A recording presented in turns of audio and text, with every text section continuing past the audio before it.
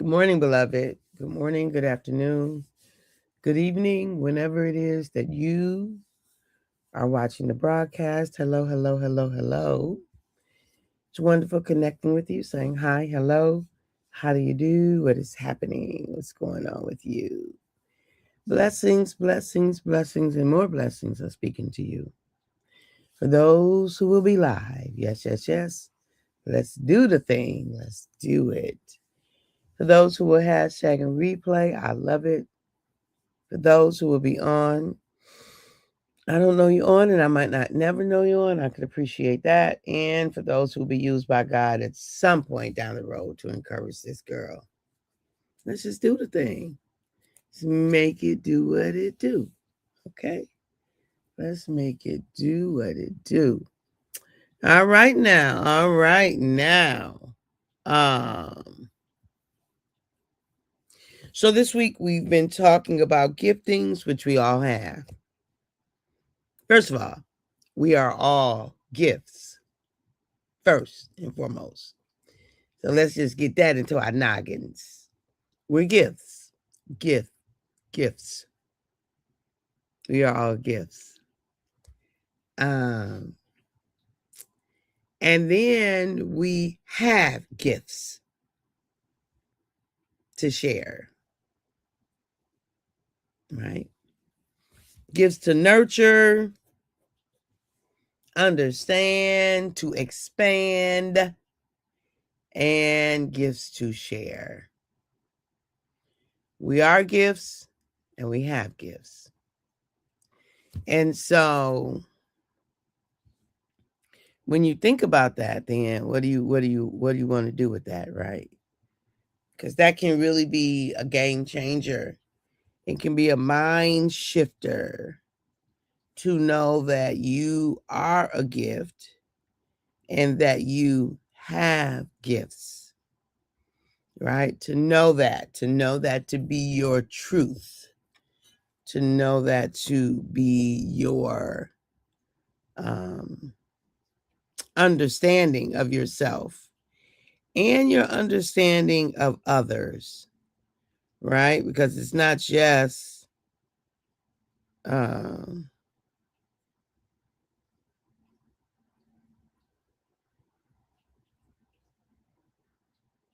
yeah, so it's not just that you, I don't want to say it, it's not just that you are a gift, it's not just that you have gifts, it's the combination of them. So what you think it would be like if we were nurtured, raised, if that was our norm, to from that vantage point, girl, did you know you a gift? You are a gift to the family. You are a gift to the community. You are a gift to the universe. You are a gift. And you are gifted. Think about that. If from in utero, that was spoken over us, you are a gift, my dear. You are a gifted gift. What do you think? What difference might that have made in your life? Now, look, I'm not one of those people to say, well, if this had happened, then I would have been able to. I'm not that. At least not at this point in my life. I do sometimes wonder, you know, how things would have been different if. Sometimes there's a ponder, a wonder, but no roadblock, no blockage, no wait, no, because it didn't and it ain't. So deal with it, because who not wasting their time with woulda, shoulda, coulda, if only, what if, and if only. It's not a good use of your time. I'm just saying. Good morning, honey. Good morning, Angela. Right? And so sometimes I have a ponder. I think about the difference Let me tell you what I really think about. So I was a mediocre student. I probably was a really good student in elementary. Um, in high school, middle school, I think I was okay, average B. Um, there were some teachers who really saw my potential and who, exposed me to some things. But in high school, you know, I so I ended up being like the captain of the cheer team and the Coop, good morning, Coop. Love you right back. And the class president, but I barely had the GPA to do the class president, right? Barely had a GPA to do that. So I was average. And I wasn't average because of intelligence. I was average because I didn't have the model of the discipline, right? I just kind of did what I thought I was supposed to do, but education wasn't so much a thing um, for us, right? For my family, it wasn't really kind of a thing to aspire so much to some kind of reason. At any rate, fast forward, all these degrees later, the ability to teach to degree, like I'm gifted, y'all, in teaching, gifted. If I know it, I'm gonna teach it one way or the other. And I can find ways of teaching. And sometimes I wonder if that gift had been recognized, like if there had been a situation where education was highly, highly uh, modeled, valued, understood, all those things. It's not like they didn't value, but look, they was trying to survive. I get it. Ain't nobody trying to go and sit around and get degree after degree when you just trying to put food on the table. I got that. That can't even be, anyway, whole nother king caboodle. So sometimes I do have that ponder. But anyway, it's not a big deal because God, God is a redeemer. Okay, he's a redeemer of time. And so around about what year was that? So Kim was 11, 88, 98, around about 2000, that bug hit me. And man, did we make up for some time all the way to 5 degrees later. Here we are. with the goods. Anyhow, but what would it be like to be raised in from the vantage of giftings? Pay attention, like how are you gifted? Like I noticed that what's easy for you? What's your natural inclination? What is it that you um are sought after for? What is it that like know what your giftings are and be so good at it that it's like be so good at it that it is like breathing. It's like breathing. Let me tell y'all. Um Gifted at so like a mic in my hand and a stage, it's like breathing to me. It really is. It's like I was born to be on a stage and not for the stardom of it. It's just that feels so natural. It feels natural to me to have conversations. It feels natural to me for me to share the exchange of information. It feels natural to me for me to be with audience and navigate the flow and navigate the energy in the room and navigate the dispensing of and the exchanging of info. Like that feels normal. There is nothing about that feels hesitant. The only time I'm gonna be hesitant if I don't know what I'm talking about, because I don't like pretense. I don't like, and usually what I'm gonna do is I'm just gonna go out there and tell on myself. That's what I'm gonna do. I'm like, look, y'all, this is what I know. Because this the information I got. This how I can help you today. And if you need a little bit more than that, then we're gonna have a conversation later. I'll set up some Zoom rooms. We can get back together again. Let me go study. Let me go get the info. and then I'll be able to package it and give it back to you, because right now I ain't got it. I'm just going to tell the truth. And the chips going to have to lie where they lie, because what I don't do well is fabricate, pretend. I don't like it. I don't like the feeling of acting like I've got something and I don't. What I have has to be sufficient. And I have lots for sufficiency. Hear me.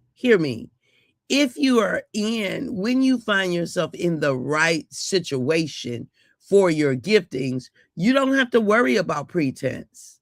You don't. You don't have to worry about it. When you find yourself in the right situations for your gifting, your gifts have already made room for you. They've already made room for you. You just need to show up as you. Get the noise out the way that say you ain't, you can't, you won't, you don't, you know, you not important, not significant, unloved. That's noise. Though I speak with the tongues of men and angels and have not love, I am sounding brass and clanging cymbals. Noise. Get the noise out the way, beloved. Love yourself so well that not you and nobody else get to dump and or vomit and or whatever on you, because you like, oh no, shield up, because I know in whom I believe. I know in who I am. I know my giftings, my skills, my talents, my intuitions, my ideas. I know my abilities. Hold up, wait a minute. It's not about being braggadocious, but it is about being aware, being self-aware, and being okay with what is yours. I'm okay with the package that I got. Right now, I need to iron, sharpen the saw. I need to learn. I'm always learning, just in case you didn't know. There is never a time where I'm not taking in information. Yeah, I don't care.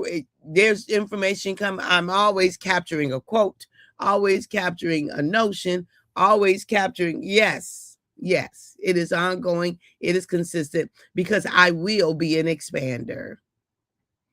I will expand for the remainder of my life. Expand in love, expand in capacity, expand in ideas, expand in knowledge, expand in relationships, expand in territory. Okay, I will expand. I will be an expander all of my life. We will not stay here. We will not stay in this mindset. We will not stay in this notion of understanding. We will not stay in this knowledge base. We will not, when there's so much more to expand into. Like what kind of sense that make? We will not stay with this vocabulary. We will learn some new words and we will use them. Hey sis, good morning. I love you right back. We will not stay in this comfort zone. We will do the uncomfortable so that then become our norm and our new capacity. We will not while there's breath in my body, not while there is ability to. I will read, I will learn, I will listen to, I will experience, I will be exposed, and I will do experiments. Sometimes I take myself, I haven't done it in a long time because life just been life, but I used to take myself out into into the world and do social experiments to increase my capacity. Let me tell y'all something so funny. So years ago, it's been some years, I cut off all the perm and I started wearing a natural, just a really short fro. Now, my hair, it used to be really coarse. Probably it was because I didn't know what products to put in it. Now that I know what I know, right? It was just dry. I know that now. It's lack of knowledge. My people perish, scripture said, for lack of knowledge. Anyway, so my hair was very coarse, and even though it was a short little fro, it was giving me the dickens. Like it was hard. Wait. I can do a demonstration because I actually have one right here, y'all. Let me see if I can find it. Where is it? I know you was in here. Man, don't tell me you're gonna be hiding out on me this morning. Let me see. Come on, where you at? Oh, anyway, y'all, I would be picking my hair so hard that there's a pick. I don't even believe I can't find it. Where could it go? So I would be picking my hair so hard that it just wasn't fun. Not fun at all. So one day I had to go to the store and I did not want. Oh, that's so crazy. I know it was in here. Must have moved it. One day I had to go to the store and I did not want to I just didn't feel like combing my hair. I just didn't. I didn't feel like combing my hair because I ain't feel like hurting. Ignorance, right? Just ignorant stuff you don't know. So you know how if you lay down, if you know, you know. If you lay down and you sleep, then your hair gonna be smashed. Like it's gonna be smashed, right? One side gonna look okay, the other side gonna be smashed. Imagine. So I was like, you know what? I'm gonna do a social experiment and see if people treat me differently because of the way my hair look. I ain't gonna pick it out. I ain't gonna nothing. I'm just gonna go out like this. So I went on around to the grocery store. Sure enough, people were staring at me like crazy. I'm cracking up on the inside. I'm walking normal, acting normal. You know, it's just my hair look crazy. I'm cracking up on the inside, right? So sure enough, I get in line. People not like they give me space. And I keep catching them staring at me. And so it catch them staring at me. I greet. I say, hi, how are you? I greet them like we greet. Hi, how are you? And they would be startled, right? They would be startled. And then one lady, I just started up a normal conversation and her eye kept dotting up to my hair like this. It kept dotting up and I was cracking up. But people literally appeared to be afraid because of what my hair looked like. But you know, I didn't feel like it that morning. I didn't feel like wrestling with my hair or whatever. But back then I used to do social experiments all the time to see how people would respond to different things. And I was a bit saddened actually that something as small as like it didn't have guck in it, it didn't nothing. It just wasn't combed, right? It was smashed up.